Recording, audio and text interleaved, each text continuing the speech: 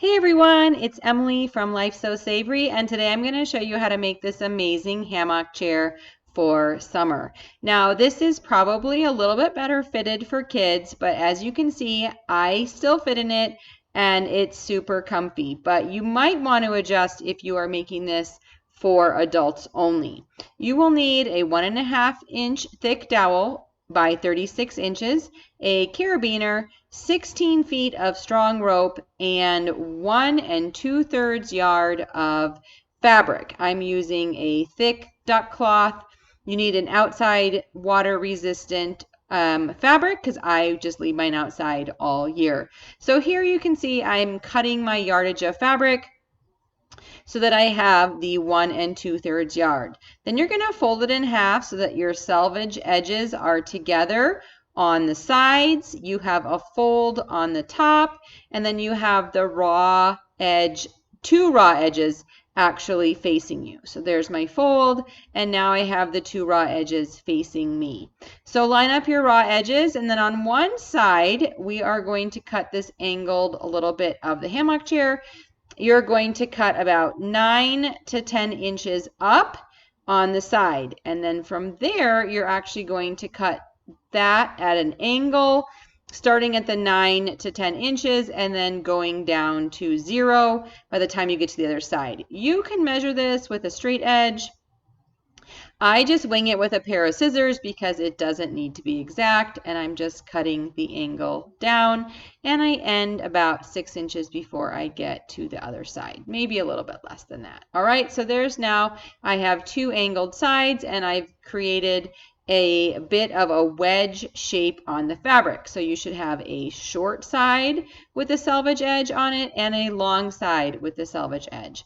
The next thing you're going to do is finish those selvage edges just by turning it up. I don't care if I still see the print and the selvage edge. If you care about that, you can turn this over twice. I'm simply going to clip this up and then stitch it down just to give some more stability to this edge, but I only do this one time. I do not do a double turn. So that's up to you, depending on how you want this to look. I think it looks just fine folded under. So then you're going to sew with just a straight stitch along this edge to finish that, and then do the same on the longer selvage edge side. So I just showed you clipping the short side, but you're also going to turn up and sew the long side of the wedge. So here we are just quickly stitching with a straight stitch. It's very fast to sew this, and just flip over and sew this selvage edge.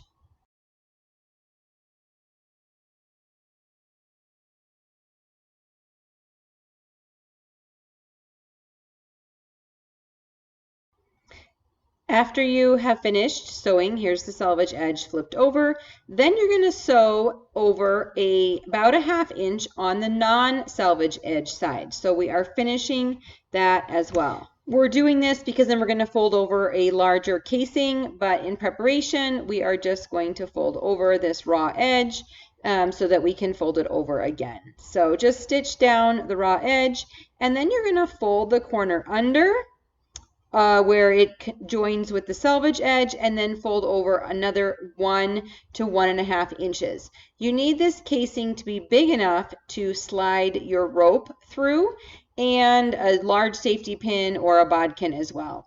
I used a triple stitch to sew this 1 to 1.5 inch casing over, and the reason I'm doing this is because this seam will bear the weight of you sitting in this hammock swing. So you can either do a triple stitch, you can go over with a single stitch a couple times, you can also go over with a couple times of a zigzag, whatever you want, but finish both sides with a 1 to 1.5 inch casing. I would go on the larger side just to make it easier for you. And again, you can see you have this wedge shape with the casing along the edges, the angled edges.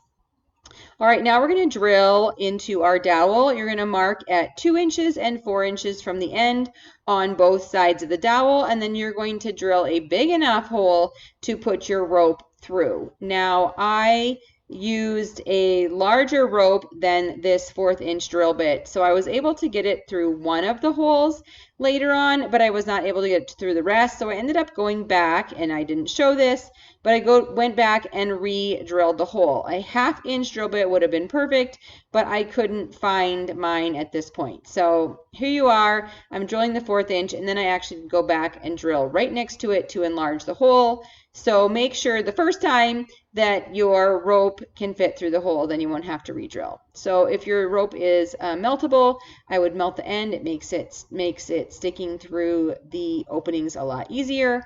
Then you're going to tie a double knot on the one end of the rope. You're going to take the other end of the rope and put it through one of the outer holes, not the inner one, the outer one. And then you're going to pull the rope all the way through so that double knot is snug up against the top. You can see here how it was pretty tight to get it through that hole, and that's why later I went and re-drilled the other hole. So pull that 16 feet of rope through. I think I said that earlier, but you need 16 feet of rope.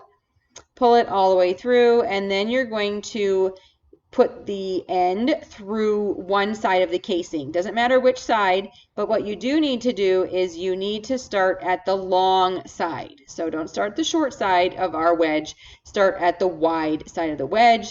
Put the rope all the way through, pull it out, and then pull your fabric snug up against the dowel. From the end of the dowel, you're going to measure 3 feet. Okay, so you're going to take a ruler or a measuring tape and measure 3 feet. And at that 3 feet mark, you're going to tie another knot. So this is just going to keep our little hammock chair in place. And you can see here, I'm just measuring a couple times, finding where the 3 feet is on the rope. You might have to cinch up the fabric. And once you get to that 3 foot mark, then you're going to just tie a single knot on that 3 foot mark, pulling the rest of the rope all the way through. After you have tied the single knot, we're going to take the unknotted end of the rope and put it back up through the dowel to the top in the inner hole.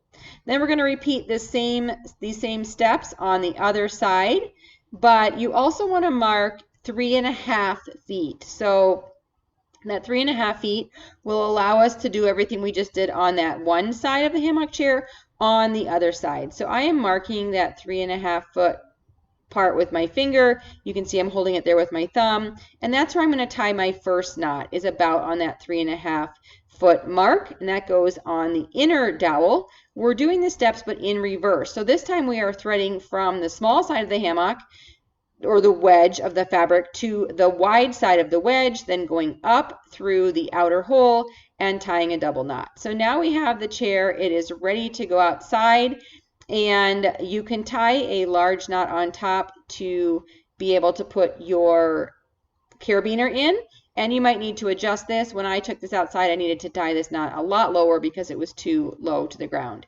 If you still have questions about any of these steps, there is a full photo tutorial with step-by-step and written words on lifesosavory.com, and so you can check it out there. Just search hammock chair and you will find the full tutorial. You can see here I had a little twist in my rope. So I'm not only tying this up shorter, but I'm also untwisting it to get it to be a height where I could sit in. Like I mentioned at the beginning, this really is the perfect size for my daughter, and it was really more designed for kids, but it does fit me. It is really comfortable, and I totally could see myself spending some time with an iced coffee in this chair this summer, and it can just stay outside because the fabric is weather resistant. So I hope you'll make this, enjoy, and love it as much as I do.